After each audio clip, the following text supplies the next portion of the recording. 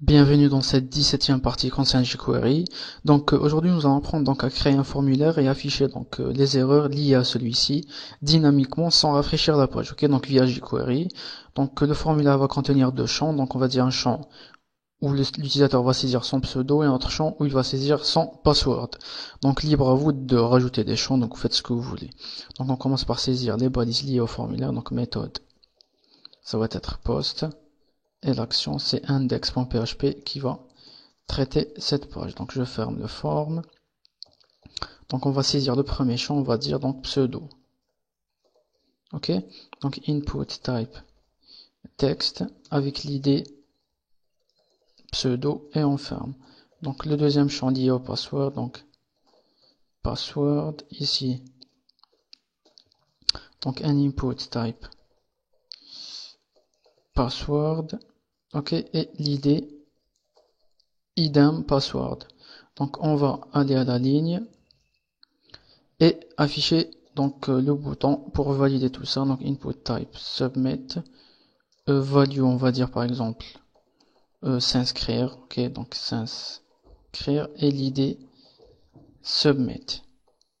Ok, donc on ferme tout ça et on va check le résultat. Donc j'actualise.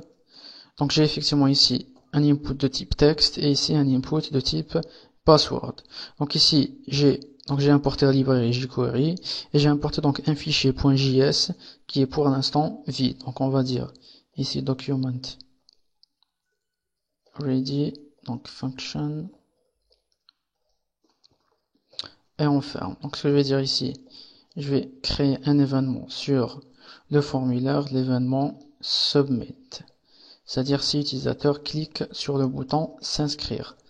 Donc si c'est le cas, on va procéder à un petit test. Je vais dire par exemple OK. Donc j'actualise ici, je clique sur s'inscrire. Donc ici forme. OK, forme. Donc j'actualise. Donc je clique sur s'inscrire, j'ai effectivement donc un OK qui apparaît. Donc je vire le OK et je vais dire ici if donc pseudo, donc le champ pseudo.val. Donc si la valeur du champ pseudo est égale à la chaîne de caractères vide, ce qu'on va faire, on va sélectionner ce champ, donc pseudo.css. Donc on va changer la couleur des bordures. Ok, donc border-color.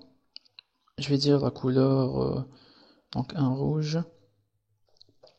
Ok, et ce que je vais faire ici, je vais créer une variable global result est égal à true par défaut. Et je vais dire ici result est égal à false puisque les champs sont vides. Et ici tout simplement on va return result. Donc si le result est égal à true, donc cette fonction renvoie à true. Donc si elle est égale à false, cette fonction renvoie à false. Donc puisqu'elle renvoie à false, le formulaire ne sera pas soumis. Ok, donc je vous montre ici. Donc je clique sur s'inscrire. Donc j'ai effectivement la bordure qui est en rouge. Et le formulaire n'est pas soumis. Donc ce qu'on va rajouter ici, je vais créer un div, ou plutôt un span, donc avec la classe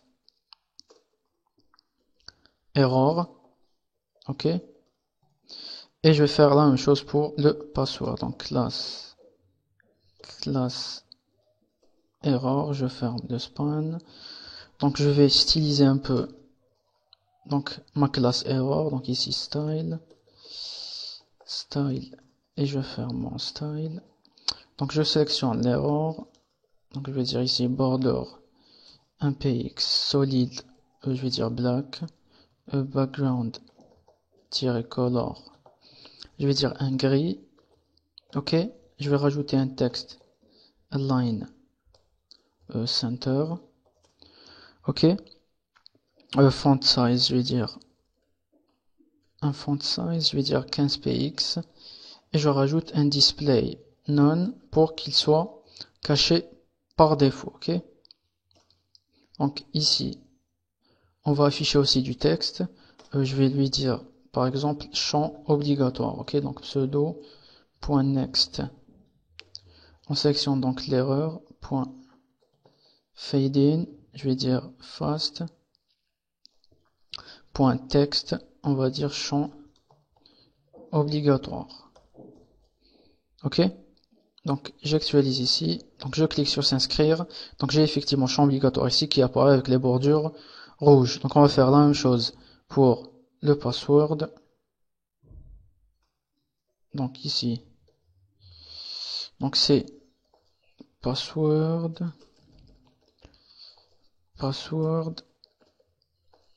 et password. Donc je vous montre ici le résultat. Je clique sur s'inscrire, donc j'ai mes deux champs, donc le message d'erreur apparaît dans mes deux champs. Mais si je remplis les champs, donc on voit parfaitement que le message d'erreur ne disparaît pas. Donc c'est pas ce qu'on veut. Donc ce qu'on va faire, on va créer un nouvel événement. Donc sur nos champs, ok. Donc ici, je vais sélectionner le premier champ pseudo. Cette fois-ci key up. C'est-à-dire si l'utilisateur appuie sur une touche de son clavier et il la relâche. Ok. Et ici, ce que je vais dire, je vais sélectionner ça. Donc je sélectionne ça et je le colle ici. Et je vais apporter quelques modifications. Cette fois-ci, on va check la longueur. Ok. Donc si le champ donc est inférieur, c'est-à-dire ce que l'utilisateur aura saisi est inférieur à 4 caractères, on va lui dire donc le pseudo doit contenir au minimum 4 caractères. Ok? Et else, c'est-à-dire si le pseudo, l'utilisateur a bien saisi un pseudo qui dépasse les 4 caractères, ce qu'on va faire, .css, cette fois-ci on va rendre les bordures en vert, ok, et on va fade out, donc pseudo.next, donc on sélectionne l'erreur, fade out, donc out, et je ferme le fade out. Donc je clique sur s'inscrire. J'ai ici champ obligatoire. Donc je saisis une lettre, j'ai ici le pseudo doit contenir au minimum 4 caractères. Donc je dépasse. Donc mon pseudo contient 4 caractères. Donc j'ai ici la bordure qui est en vert et le message d'erreur il disparaît. Donc ici minimum. Ok, donc on va faire la même chose pour le password. Donc ici .keyup, faire la même chose pour le password. Ici password, donc ici password, ok. Donc password. Donc chez vous, donc pour vous entraîner, donc entraînez-vous à taper tout ce code. Donc ne faites pas un copier-coller. Donc le password doit contenir au minimum 4 caractères.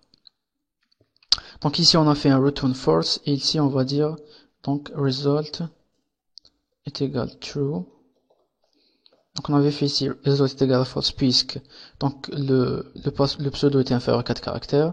Donc s'il est supérieur, on va dire result est égal à true et on va return result. Ok? Et ici result est égal à true